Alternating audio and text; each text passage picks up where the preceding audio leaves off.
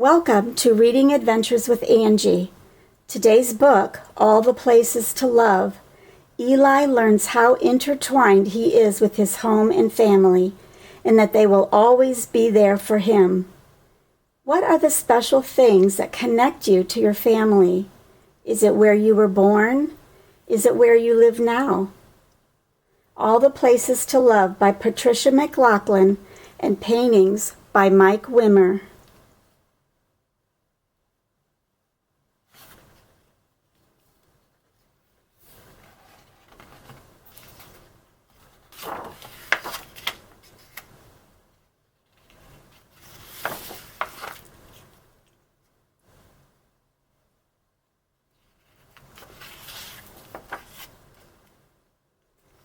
On the day I was born, my grandmother wrapped me in a blanket made from the wool of her sheep.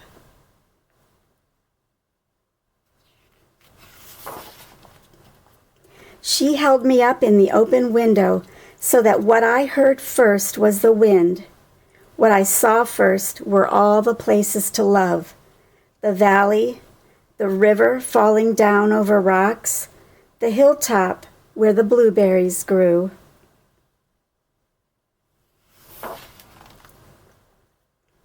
My grandfather was painting the barn, and when he saw me, he cried. He carved my name, Eli, on a rafter beside his name, and grandmother's name, and the names of my papa and mama.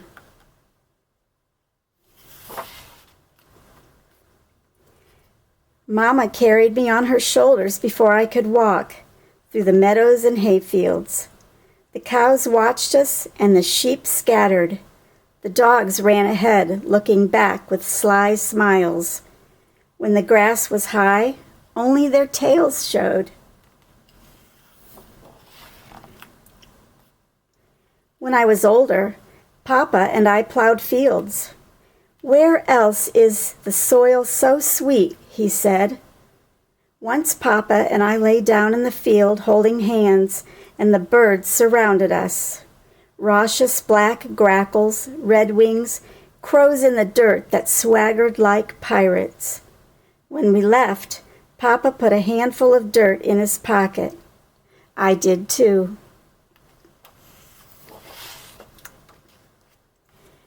My grandmother loved the river best of all the places to love. "That sound like a whisper," she said, gathering in pools where trout flashed like jewels in the sunlight. Grandmother sailed little bark boats downriver to me with messages. "I love you, Eli," one said.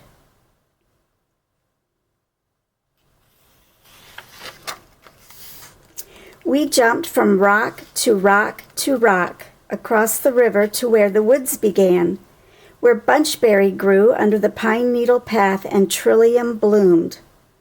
Under the beech tree was a soft, rounded bed where a deer had slept. The bed was warm when I touched it.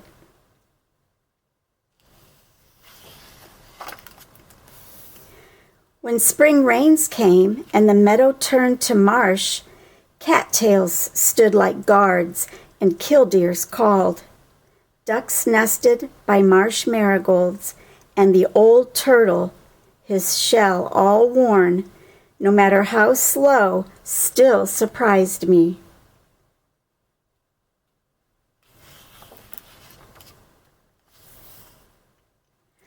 Sometimes we climbed to the place Mama loved best, with our blueberry buckets and a chair for my grandmother, to the blueberry barren, where no trees grew, the sky an arm lengths away, where marsh hawks skimmed over the land, and bears came to eat fruit, and wild turkeys left footprints for us to find, like messages. "Where else," said Mama, "can I see the sun rise on one side and the sun set on the other?"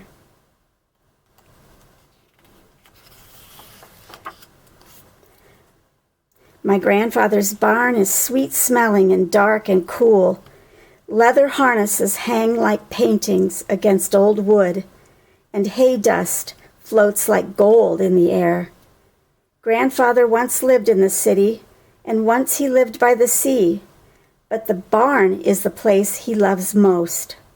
Where else, he says, can the soft sound of cows chewing make all the difference in the world?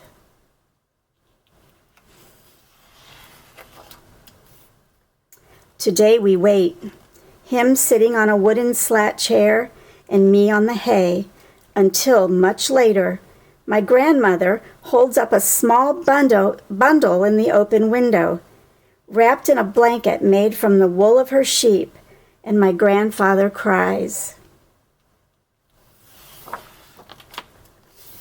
Together we carve the name Sylvie in the rafter, beside the names of grandfather and grandmother and my papa and mama and me. My sister is born. Someday I might live in the city. Someday I might live by the sea, but soon I will carry Sylvie on my shoulders through the fields.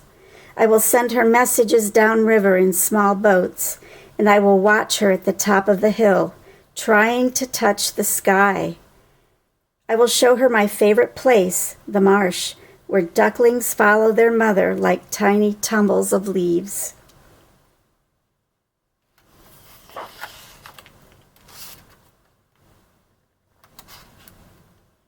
The end. Thank you for joining me today. See you soon.